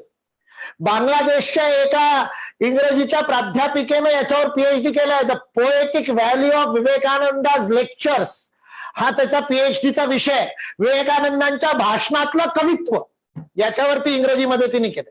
इंग्रजीला विवेकानंदांनी दिलेले शब्द याच्यावरती ऑक्सफर्ड युनिव्हर्सिटीच्या इंग्लिश डिपार्टमेंटनं PhD केली आहे. विवेकानंदांनी नवीन शब्द इंग्रजीला किती दिले. हा पंडित शब्द विवेकानंदांचा दिलेला आहे. गुरु शब्द आज झाला तो विवेकानंदांचा दिलेला शब्द आहे. असे अनेक शब्द, त्याच्यावर पीएचडी झाला. अशी इंग्रजी जाणणारे विवेकानंद भारतीय भाषांचा अभिमान करत होते. संस्कृत अद्भुत बोलायचे. केरळमध्ये असताना त्रिशूरच्या राण्यांबरोबर त्यांचा संवाद संस्कृतमध्ये झालेला आहे. त्या राण्या घरी संस्कृत बोलायच्या. हे मी 1892 गोष्ट सांगतोय. नोव्हेंबर 1892, नोव्हेंबर 1892 मध्ये भारतामध्ये घरोघरी संस्कृत बोललं जात होतं. It's not a dead language, it has been always a living language. Swami विवेकानंदांनी सांगितलंय. किती गोष्टी सांगाव्या विवेकानंदांच्या प्रेरणेच्या. लोकमान्य टिळक 1902 मध्ये काँग्रेसचं अधिवेशन कलकत्त्याला झालं. स्वामी विवेकानंदांच्या मृत्यूच्या 3 महिने आधी, स्वामी विवेकानंदांच्या समाधीच्या 3 महिने आधी लोकमान्य टिळक त्या काँग्रेस अधिवेशनाच्या वेळेस रोज जायचे बेलूर मठात आणि विवेकानंदांबरोबर गप्पा मारायचे. आणि काय गुप्त गप्पा त्यांनी मारल्यात लोकांना माहिती नाही. विवेकानंदांनी काय काय देशाच्या स्वातंत्र्याकरता प्रेरणा दिली असावी, काय योजना बनवल्या असतील लोकमान्य टिळकांबरोबर, लोकांना माहिती नाही, कोणालाच माहिती नाही. त्याच्यावर रिसर्च होऊ शकत नाही, कारण लोकमान्यांनी सांगितलं नाही, विवेकानंदांनी सांगितलं नाही. स्वामी प्रेमानंद विवेकानंदांच्या सेवेत असायचे. आजारी असल्यामुळे त्यांचे कपडे धुणं, त्यांच्याकरता काही चहा पाण्याची व्यवस्था करणं स्वामी प्रेमानंदांचं काम होतं, जे स्वामी विवेकानंदांचे शिष्य होते. प्रेमानंदांनी आपल्या आठवणींमध्ये लिहून ठेवलं. लोकमान्य टिळक यायचे तेव्हा प्रेमानंदांना बाहेर पाठवायचे विवेकानंद. लोकमान्य टिळकांकरता चहा सुद्धा विवेकानंद स्वतः बनवायचे. अशा गुप्त बैठका झाल्या. दुर्भाग्यानं गांधींची भेट झाली नाही. कोणाच्या दुर्भाग्यानं? देशाच्या दुर्भाग्यानं. गांधी विवेकानंदांना भेटायला गेले होते बेलूरला 1 दिवस, पण त्या दिवशी विवेकानंदांची तब्येत ठीक नसल्यामुळे ते विश्राम करत होते आणि त्याच्यामुळे गांधींजवळ वेळ नव्हता आणि त्याच्यामुळे महात्मा गांधी फक्त दर्शन घेऊन परत आले. विवेकानंदांची त्यांची भेट झाली नाही.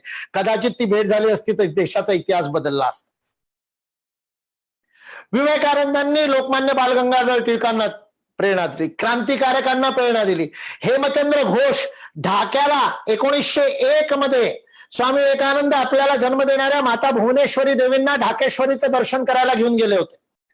संन्यासी असून आपल्या आईची भक्ती त्यांची गेली नव्हती.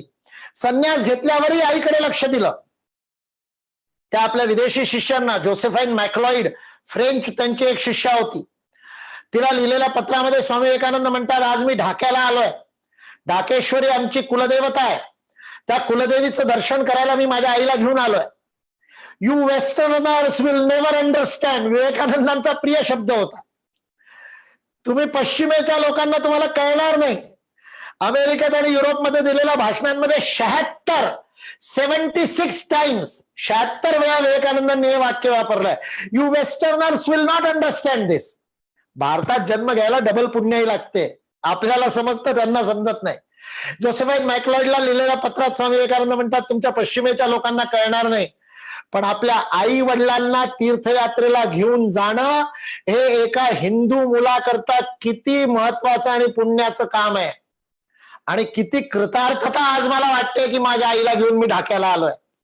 त्या ढाक्याच्या धर्मशाळेत विवेकानंद आईला घेऊन उतरलेले असताना ढाकेश्वरीच्या दर्शनानंतर हेमचंद्र घोष आपल्या 2 मित्रांबरोबर, ज्याच्यातला एक मुसलमान होता, 3 मित्रांना घेऊन विवेकानंदांना भेटायला गेले. हेमचंद्र घोषने 3 पानाचं पत्र लिहिलंय विवेकानंदांचे छोटे भाऊ भूपेंद्रनाथ दत्त यांना. भूपेंद्रनाथ दत्तांनी विवेकानंदांची जीवनी लिहिले. ते क्रांतिकारी झाले होते, कम्युनिस्ट क्रांतिकारी. रशियात राहून आले होते, तिथनं राहून परत आले. त्याच्यामुळे ब्रिटिश त्यांच्या मागे गुप्तचर लावलेले होते प्रेमानंद दत्तच्या मागे. त्या भूपेंद्रनाथ दत्तनी स्वामी विवेकानंदांची पॉलिटिकल जीवनी लिहिली आहे. पॅट्रिऑटिक प्रोफेट विवेकानंद या नावाने. नवभारत पब्लिकेशन कलकत्त्याचं हे पब्लिकेशन आहे. रामकृष्ण मिशनने छापली नाही, विस्फोटक आहे ते. त्याच्यामध्ये हेमचंद्र घोषांचं 3 पानाचं पत्र दिलंय. तो हेमचंद्र घोष सांगतो, मी ढाक्याला भेटलो विवेकानंदांना आपल्या 2 मित्रांसोबत, आणि ढाक्याला विवेकानंदांनी मला क्रांतीचा संदेश दिला. मी संन्यासी व्हायला गेलो होतो आणि विवेकानंद म्हणाले, अरे संन्यासी होण्याची वेळ नाही, संन्यास तुझ्या जीवनात नाही. माझ्या डोळ्यात डोळे घातलून माझ्या चित्तामध्ये जणू त्यांनी पाहिलं आणि त्या चित्तात असलेल्या प्राणाची स्थिती जाऊन सांगितलं, तुझं काम देशाकरता मरण आहे. मद्रासच्या भाषणामध्ये विवेकानंदांनी युवकांना म्हणलंय, हे माझ्या युवा साथी हो, हे माझ्या युवा मित्रांनो, मी तुम्हाला इतकं प्रेम करतो, जीवापाड प्रेम करतो, त्यांचे शब्द आहे. I love you from the bottom of my heart. Vivekananda म्हणतात, पार्थसारथी मंदिराच्या मागे ट्रिप्लिकेनला मद्रासला दिलेल्या भाषणामध्ये युवकांना, कॉलेजच्या युवकांना म्हणतात आहे ते, हे O the youth of India, I love you from the bottom of my heart. हे भारताच्या युवकांनो, मी माझ्या अंतःस्थलापासून तुम्हाला प्रेम करतो. काय प्रेम आहे अद्भुत त्या संन्यासाचं. पुढचं वाक्य म्हणतात, मी तुम्हाला इतकं प्रेम करतो की माझी इच्छा आहे की तुम्ही देशाकरता न्योछावर व्हावं, मृत्युमुखी पडावं, बलिदान व्हावं. असं प्रेम सगळ्यांना मिळावं बाबा. ज्याला प्रेम करतो त्याला मरण्याची प्रेरणा देत आहेत. हेमचंद्र घोषला सांगितलं, मेला तरी चालेल, देशाकरता मरण्यामध्ये जगण्यापेक्षा जास्त पुण्य आहे. देशावर बलिदान हो, हेमचंद्र घोष म्हणतो. निघताना आम्ही तिघं बाहेर होतो, आम्हाला म्हणाले वंदे मातरम गा आणि देशावर न्योछावर व्हा, जा क्रांती करा. डायरेक्ट क्रांतिकारकांना प्रेरणा दिली. सगळ्या भारतातल्या राजा महाराजांना एकत्र करून इंग्रजांच्या विरुद्ध काहीतरी करायचा विचारही होता, असं भूपेंद्रनाथ दत्त लिहितात. माहिती नाही, विवेकानंदांनी त्यांना सांगितलं असेल, कुठे पुरावे नाहीत त्याचे. पण खेत्री नरेश, झुंझुनूचे राजा, मैसूरचे दिवाण, पोरबंदरचे दिवाण, भास्कर सेतुपती रामनारचे, असे देशातले 16-17 राजे, त्रिपुराचा राजा वीर विक्रम, हे सगळे, नेपाळचा राजा, हे सगळे विवेकानंदांचे भक्त होते. आपल्याला माहितीये, त्यांची पत्र आहेत, विवेकानंदांची लिहिलेली पत्र आहेत पत्रावलीमध्ये. पण या सगळ्यांना एकत्र करून काहीतरी राजकारणाचं त्यांच्या मनामध्ये होतं असं वाटत नाही. पण भूपेंद्रनाथ दत्त लिहितात, कारण ते स्वतः राजकारणी होते, स्वतः क्रांतिकारी होते म्हणून. त्यांनी रामकृष्ण मठाची स्थापना केली, संघटनेचा मंत्र भारताला दिला. भारत जी संघटना विसरला होता ती संघटना दिली.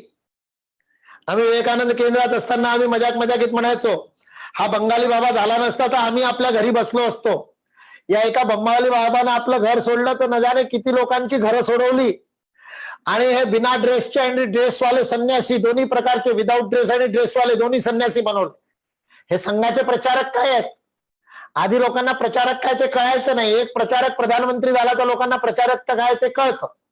आणि खूप जण प्रचारक होतात त्याच्याकरता, कारण याच्यानंतर चांगलं प्लेसमेंट आहे म्हणून. पण नाही, बीजेवायएमच्या कार्यकर्त्यांकडनं ही अपेक्षा नाहीये. बीजेवायएमचं कार्य, भाजयुमोचं कार्य हे पायरी नाहीये राजकारणात जाण्याची. ही समर्पणाची पायरी आहे, त्यागाची पायरी आहे, कार्य करण्याची पायरी आहे. प्रचारकाचं आयुष्य हे समर्पित असतं, संन्यासापेक्षाही समर्पित असतं. कारण संन्यासाच्या वस्त्राचाही त्याग प्रचारकाला करावा लागतो. मनातनं संन्यासी पण बाहेरून सामान्य जनासारखा. हे विवेकानंदांची देण आहे. संघटन विवेकानंदांची देण आहे. स्वदेशी विवेकानंदांची देण आहे. विज्ञानातला रिसर्च, शोध ही विवेकानंदांची देण आहे. राजकारणात देण आहे, अध्यात्मात देण आहे, भक्तीमध्ये देण आहे. अरे काय काय नाही दिलं त्या विवेकानंदांनी. म्हणून आजही विवेकानंद प्रेरणा देतात.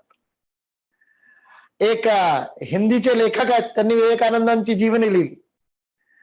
त्यांनी सगळ्या, हंसराज रहबर त्यांचं नाव, मूळ पंजाबचे होते, आर्य समाजी होते आधी, नंतर कम्युनिस्ट झाले. त्यावेळेस सगळेच लेखक हळूहळू कम्युनिस्ट व्हायचे, कारण त्यांचंच राज्य होतं. लेफ्टिस्ट अजूनही आहे लेखकांमध्ये. ते हंसराज रहबर कम्युनिस्ट झाले आणि कम्युनिस्टांसारखं निगेटिव्ह लिहायचे. त्यांनी पुस्तकं लिहिली. गांधी बेनकाब त्यांचं पुस्तक आहे, गांधींचं पोलखोल. नेहरू बेनकाब त्यांचं पुस्तक आहे. सगळ्यांबद्दल अशी पुस्तकं लिहिली त्यांनी. बेनकाब, निगेटिव्ह, कम्युनिस्ट. कोणीतरी त्यांना म्हणलं विवेकानंदांवर लिही, मूळ तर तोच आहे हिंदुत्वाचा. त्यांनीच हिंदुत्वाचं लोण पेटवलंय. विवेकानंद बेनकाब. हंसराज रहबरनी पुस्तक लिहायचं ठरवलं. पांडुलिपी लिहिण्याकरता वही घेतली, वहीवर नाव लिहिलं विवेकानंद बेनकाब. त्याच्याकरता शोध करणं सुरू केलं. विवेकानंदांची पुस्तकं घेतली. तेव्हा 4 खंडांमध्ये विवेकानंदांचे कम्प्लीट वर्क्स, आता 11 खंड आहेत, त्यावेळेस 4 खंड होते. विवेकानंदांचं समग्र साहित्य वाचलं. कर्मयोग, भक्तियोग, ज्ञानयोग. विवेकानंदांवर लिहिलेल्या 16 जीवनी, 16 चरित्र त्यावेळेस उपलब्ध होती, सगळी वाचली हंसराज रहबरनी. आणि सगळं वाचल्यावर, रिसर्च केल्यावर विवेकानंदांवर पुस्तक लिहायला घेतलं. हे सगळं लिहिण्याआधी नाव दिलं होतं विवेकानंद बेनकाब. रिसर्च केल्यानंतर हा कम्युनिस्ट विवेकानंदांचा भक्त झाला, सनातनी झाला. आणि ते पुस्तक हंसराज रहबरचा आज जर का तुम्ही शोधलं, पुस्तक.org किंवा पुस्तकालय.org वर मिळेल तुम्हाला ते पुस्तक. त्या पुस्तकाचं नाव तुम्ही विवेकानंद बेनकाब शोधलं तर मिळणार नाही, कारण छापलं तेव्हा त्या पुस्तकाचं नाव होतं योद्धा संन्यासी विवेकानंद. हे विवेकानंद ज्याला स्पर्श करतात त्याला बदलून टाकतात. विवेकानंद केंद्राचे अध्यक्ष पद्मभूषण ज्यांना मिळालं असे, आणि आता काही दिवसांपूर्वी, काही महिन्यांपूर्वी ज्यांनी शरीर सोडलं असे परमेश्वरनजी, त्यांनी पुस्तक लिहिलंय मार्क्स अँड विवेकानंद. आणि विवेकानंद मार्क्स पेक्षा किती मोठे आणि समाजाचा कळवळा असलेले होते. दलितांचा हॅव नॉट्स ज्याला म्हणतात, अशा विपन्न आणि आर्त लोकांच्या सेवेचा मंत्र देणारे विवेकानंद कसे होते ते त्यांनी लिहिलंय. मार्क्स पेक्षा किती थोर होते ते विवेकानंदांनी लिहिलंय. आज केरळचे कम्युनिस्ट विवेकानंदांची वाक्य वापरतात. तो धर्म मला मान्य नाही जो भुकेल्याला पोळी देत नाही. भुकेल्याला रोटी देणं, पोळी देणं हा पहिला धर्म. पोट भरल्याशिवाय देवाची उपासना होऊ शकते. विवेकानंदांची वाक्य आहेत. मार्क्स पेक्षा खतरनाक वाक्य विवेकानंदांचे. मार्क्सलाही कळवळा होता, पण त्याच्याकरता त्यांनी ज्यांच्याजवळ आहे त्या संपन्नांना लुबाडण्याचा, क्रांतीचा मार्ग दिला. विवेकानंदांनी उत्क्रांतीचा मार्ग दिला, त्यांनी सेवेचा मार्ग दिला. मी त्या देवाची पूजा करतो ज्याला मनुष्य अज्ञानानं माणूस म्हणतात. विवेकानंदांचं वाक्य आहे. Ignorant call him man, I worship that god, ignorant call him man. मानव सेवा हीच माधव सेवा हा विवेकानंदांचा मंत्र आहे, जो पुढे गांधींनी जाऊन दरिद्र नारायण हा शब्द वापरला. विवेकानंदांनी वापरलाय शब्द मूर्ख देवो भव, अज्ञानी देवो भव. संन्यासांना सांगितलं एका हातामध्ये टॉर्च आणि एका हातात पृथ्वीचा गोल घ्या, गावागावामध्ये जा. रामकृष्ण मठाच्या संन्यासांना सांगितलं आणि या मूर्खांना शिकवा की ग्रहण कसं होतं.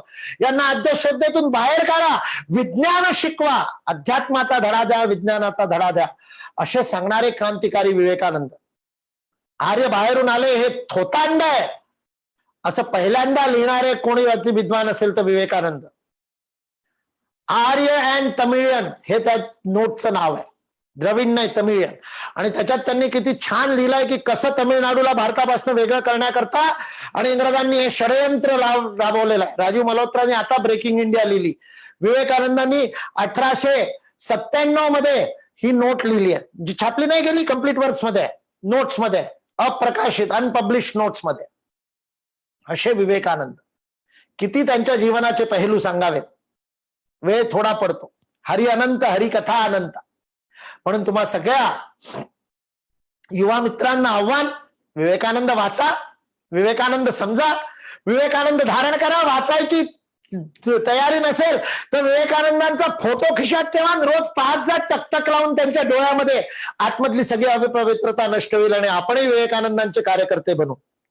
त्यांनी आश्वासन दिलंय, जो माझ्या कामामध्ये लागेल त्याच्या खांद्याशी खांदा लावून मी काम करीन. मी गेले 30 वर्ष 24 तास 365 दिवस स्वतःच्या आयुष्याचा क्षण क्षण भारत मातेला अर्पित करून काम करतोय. मी अनुभव केलाय. विवेकानंद बरोबर काम करतात खांद्याला खांदा लावून. त्यांनी मद्रासला दिलेलं आश्वासन खरं आहे. हे माझ्या युवा मित्रांनो, तुम्हाला मी माझी योजना सांगण्याकरता आलोय. त्या भाषणात ते म्हणतात, मेरी क्रांतिकारी योजना नावाने ते पुस्तक आहे. माझी क्रांतिकारी योजना नावाने 10 रुपयाचं पुस्तक आहे छोटस. My plan of action, my plan of campaign या नावाने इंग्रजीमध्ये. त्या पुस्तकामध्ये स्वामी विवेकानंद म्हणतात, माझ्या युवा मित्रांनो, माझ्याजवळ या देशाच्या पुनर्जागरणाची पूर्ण व्यवस्था आहे, पूर्ण योजना आहे. एक दृश्य मी माझ्या डोळ्यासमोर स्पष्ट पाहतो की माझी चिरपुरातन भारत माता पुन्हा एकदा विश्व आसनावर, विश्वगुरूच्या आसनावर आसीन आहे. आपल्याला तिचं काम करायचं. हा संदेश देताना विवेकानंद म्हणतात, माझ्याजवळ योजना आहे. ती योजना तुम्हाला सांगण्याकरता मी आलो. I want to share it with you. तुम्ही जर का ती समजलात आणि माझ्याबरोबर काम केलं तर तुमच्या खांद्याशी खांदा लावून काम केले. नाही समजलात तर पुन्हा पुन्हा येऊन तुम्हाला ती योजना मी समजावीन, कारण तोच एक जगाच्या मुक्तीचा मार्ग आहे असं विवेकानंद म्हणतात. त्यांनीच आम्हाला प्रेरणा दिली की हे परत परत समजवावं. भारतीय जनता युवा मोर्चाचा सर्व युवा कार्यकर्त्यांना आव्हान की तेच विवेकानंदचं काम करण्याचं सौभाग्य तुम्हाला या जीवनात मिळालंय. मी सांगितलं होतं, भागवत म्हणतं 84 लक्ष योनींमधनं पुण्याई मिळाली तर माणसाचा जन्म मिळतो. एकपट पुण्याई असेल माणसाचा जन्म, दुप्पट पुण्याई असेल तर भारतामध्ये जन्म, आणि तीनपट पुण्याई असेल तर विवेकानंदाचं काम करण्याचा संधी आपल्याला मिळते. ती आपल्या सगळ्यांना मिळाली आहे.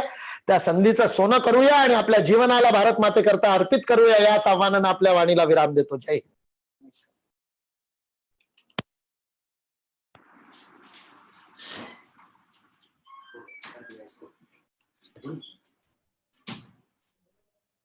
आताच आपण मुकुलजी कानेटकर यांच्या युवांशी संवाद साधलेला ऐकला. सर, विश्वास ठेवा, आणखी हे काही वेळ कंटिन्यू झालं असतं तर काहीही हरकत नव्हती. कारण व्यक्ती उंच स्वराची तान ऐकायला नेहमीच तयार असतो आणि उत्सुकही असतो. बरोबर आहे. पण चांगल्या वक्त्यानं तेव्हा थांबायचं असतं जेव्हा लोकांच्या मनात असेल, असं असेल की अजून बोलला तर चालेल, नाहीतर थोड्या वेळ वाटतं की कधी थांबेल. बरोबर आहे. असं म्हणतात की परिवर्तन बदल म्हणजे दुसरं तिसरं काही नसून ज्याच्याकडे काहीच नाही अशांनी आपल्यातील थोडंसं प्रत्येकाने वाढून देणं. आणि मुकुलजी कानिटकर यांनी तर खूप काही वाढून ठेवलंय. धन्यवाद सर. राम राम. सर, मी असं वाचलं होतं की तरुणपण हे घोड चुका, प्रौढत्व, संघर्ष, म्हातारपण म्हणजेच वैचारिक म्हातारपण म्हणूया, पश्चाताप करण्यात कधी-कधी निघून जातं. आणि सध्याची परिस्थिती तर सध्याच्या परिस्थितीत तर तरुण लॉकडाऊन आहेत, म्हणजे घरवास झाले आहेत असं म्हणूया. तर माझा असा प्रश्न आहे की महाराष्ट्रातील आमच्या तरुण मित्र-मैत्रिणींना कोरोनाच्या पार्श्वभूमीवर काय संदेश द्याल? तरुण चुका करतात, बरोबर आहे. का करतात चुका? कारण चुका करायला घाबरत नाही म्हणून चुका करतात. शिकायला घाबरत नाही तो चुका करायलाही घाबरत नाही. चुकांतनं शिकतो, त्याच्यामुळे चुका करायला घाबरू नका. आणि संकट येतं, त्या संकटाला आव्हान मानायचं आणि आव्हान मानलं की त्याला संधी बनवून टाकायचं. प्रत्येक संकटाला संधी जो बनवतो तो युवा. ज्याच्या जीवनामध्ये योजना असते तो युवा, वय काही असो. सातवळेकरांना पु ल देशपांडे भेटायला गेले तेव्हा वय होतं 104 वर्षाचं. आणि सातवळेकरांना पु ल देशपांडे भेटायला गेले, सातवळेकरांना म्हणाले काय करताय, तर पुढच्या 4 ग्रंथांची योजना सांगितली. 104 वर्षाचा युवा, ज्याच्या जीवनात योजना असते तो युवा. त्याच्यामुळे घरी बसायला मिळालाय, अभ्यास करा, तंत्रज्ञानाचा वापर करा. शारीरिक दुरी ठेवायची आहे, मानसिक दुरी ठेवायची गरज नाही. सोशल डिस्टन्सिंग शब्द मला पटत नाही, फिजिकल डिस्टन्सिंग ठेवा. संघटन बळकट करा. आम्ही भारतीय शिक्षण मंडळाचं संघटन बळकट केलं या 40 दिवसांमध्ये. आणि संधी देत आहे या युवा संवादातनं भारतीय जनता युवा मोर्चाला आणि तुमच्या सगळ्या नेत्यांना खूप खूप साधुवाद, अभिनंदन. इतका चांगला उपक्रम राबवला. युवा संवादाच्या माध्यमातून तुम्ही एक संधी देताय आपला अभ्यास वाढवण्याची.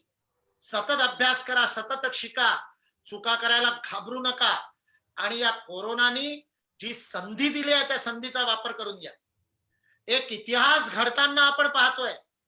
ज्याप्रमाणे आज मी द्वितीय महायुद्धाचं उदाहरण दिलं, पुढची पिढी पोस्ट कोविड आणि प्री कोविड अशा नावानं इतिहासाचं वर्णन करणार आहे. इतिहास घडताना आपण पाहतोय. भारताची भूमिका जगामध्ये बदलणार आहे. पोस्ट कोविड जग बदलणार आहे. जगाचा व्यापार बदलणार आहे. जगाचं शिक्षण बदलणार आहे. जगाचा दृष्टिकोन बदलणार आहे. आणि भारतीय दृष्टिकोनातनं जग पाहायला शिकेल जर का आपण नेतृत्व हातात घेतलं तर. हे युवकांनो, अशा काळामध्ये तुम्ही युवा आहात, ज्या काळात इतिहास बनतोय. भारत माता ही उभी राहते. परत एकदा जसे 1947 मध्ये जे आपले आजोबा असतील त्या आजोबांना आपण विचारलं होतं ना, स्वातंत्र्याचा लढा चालला असताना तुम्ही काय केलं. तुमची नातवंड तुम्हाला विचारतील, कोविड नंतर भारत जगाचा गुरु बनत होता, तुम्ही काय केलं. त्या घरवासाच्या संधीचा स्वतःला तयार करण्याकरता काय उपयोग केला. इतिहास घडतोय. अजित दोवालजींबरोबर मी काम करायचो विवेकानंद इंटरनॅशनल फाउंडेशन मध्ये, जे आता आपले NSA आहेत. त्यांचा एक प्रिय शब्द होता, विंडो ऑफ ऑपॉर्च्युनिटी. ते म्हणायचे देश स्वतंत्र झाला तेव्हा विंडो ऑफ ऑपॉर्च्युनिटी होती. 1970 मध्ये 71 मध्ये जेव्हा बांगलादेश आपण वेगळा केला तेव्हा विंडो ऑफ ऑपॉर्च्युनिटी होती. 1998 मध्ये पोखरण झाल्यावर विंडो ऑफ ऑपॉर्च्युनिटी होती. आज परत कोविडनं भारताला विंडो ऑफ ऑपॉर्च्युनिटी दिली आहे. भारताची युवा शक्ती जितकी स्वार्थ सोडून समर्पित होईल, स्वतः करता नाही देशाकरता जगेल, येत्या 2 वर्षात 5 वर्षात भारत जगामध्ये नंबर 1 होईल, विश्व नेतृत्व करेल. ती संधी युवकांनो आपल्या जवळ आहे. म्हणून ते संधी घालवू नका. या संधीचा उपयोग करा. स्वतःला तयार करा जगाचं नेतृत्व करण्याकरता. कुठल्याही फील्डमध्ये ज्या क्षेत्रात तुम्ही असाल त्या क्षेत्रात जगाचं नेतृत्व तुम्हाला करावं लागेल. विज्ञानात करावं लागेल, उद्योगात करावं लागेल, शिक्षणात करावं लागेल, अध्यात्मात करावं लागेल, योगात करावं लागेल, राजकारणात करावं लागेल. जगाला जगपण आणि माणूसपण शिकवण्याकरता भारताचा जन्म झालाय आणि ते आता जग शिकायला लागलं. आंतरराष्ट्रीय योग दिवसापासून विश्वगुरु परत भारत झालाय. 21 जून 2015 भारत पुन्हा विश्वगुरु झालाय. आता त्या विश्वगुरूचं पदावरती आसीन होऊन ते काम करण्याची जबाबदारी युवकांवर आहे. ती आपण जबाबदारी हातावर घ्यावी, अभ्यास करावा, उभं राहावं, बलोपासना, शक्तीपासना आणि स्वाध्याय करण्याकरता हा घरवास मिळालाय असं समजून काम करा. बरोबर आहे सर. सर माझा दुसरा प्रश्न असा आहे, की सध्या आपण सगळे घरीच आहोत. मात्र भारतीय जनता युवा मोर्चा महाराष्ट्रद्वारा आयोजित लॉकडाऊन मुव्हमेंट अटल युवा संवादाला सुरुवात केली. त्याचसोबत विविध उपक्रमही राबवण्यात येत आहेत. तर या सगळ्या युवा मोर्चाच्या एकंदरीत कामगिरीबाबत आपण काय प्रतिक्रिया द्याल? खूप खूप अभिनंदन. खूप चांगली कामगिरी सुरू केली आहे. 3 स्तरांवर कार्यकर्त्यांना तयार करावं लागतं. शरीर, मन आणि बुद्धी. आज अशी संधी आहे की त्या संधीमध्ये आपल्याला सेवा करायची संधी आहे. अनेक लोक आहेत ज्यांच्यापर्यंत अनेक आवश्यक गोष्टी पोहोचवण्याचं काम भारतीय जनता युवा मोर्चा करताय, मला माहिती आहे. मी तुमच्या ट्विटरवर आणि सगळ्यावरती पाहतोय तुम्ही ती प्रत्यक्ष सेवा पण करताय. शरीराला तयार करायचं असतं, मनाला बळकट करायचं असतं, मन कणखर झालं पाहिजे. हे तृतीय महायुद्ध मनोबलाचं महायुद्ध आहे. ज्याचं मनोबल जास्ती असेल तो जिंकेल. It is a battle of nerves. आणि तीच करण्याकरता हे संवाद अशा प्रकारचे फार कामाचे येतात. आणि तिसरं, बौद्धिक आणि वैचारिक खाद्य युवकाला पाहिजे असतं विचार स्पष्ट करण्याकरता. या तिन्ही स्तरावर भारतीय जनता युवा मोर्चा या लॉकड ओनचा, या घरवासाचा उपयोग करताय आणि या संधीचा वापर करून आपल्या कार्यकर्त्यांना तयार करताय. संघटित व्हा, बळकट व्हा, शेवटच्या व्यक्तीपर्यंत पोहोचवण्याची ताकद, संख्याबल भारतीय जनता युवा मोर्चामध्ये आहे. प्रत्येक बूथवर तुमची माणसं आहे. प्रत्येक 10 घरांवर एक भारतीय जनता युवा मोर्चाचा कार्यकर्ता आहे. सगळ्यांना जोडा. एक सुव्यवस्थित संपर्क तंत्र विकसित करण्याकरता या संवादाचा उपयोग करा. आणि असं भारतीय जनता युवा मोर्चा करताय त्याच्याकरता तुमच्या सगळ्यांचं अभिवादन, साधुवाद. खूप मोठी राष्ट्रसेवा तुमच्या हातून घडणार आहे. सर तुम्ही आम्हाला तुमचा इतका मौल्यवान वेळ दिला आणि मौल्यवान वेळच नाही तर मौल्यवान विचार दिलेत, मौल्यवान क्षण, मौल्यवान संवाद आणि मौल्यवान मार्गदर्शन केलं. त्याबद्दल आमच्या मौल्यवान सगळ्या व्यक्तीकडून म्हणजेच भारतीय जनता युवा मोर्चा महाराष्ट्र प्रदेशातर्फे आपलं खूप खूप आभार. राम राम. धन्यवाद.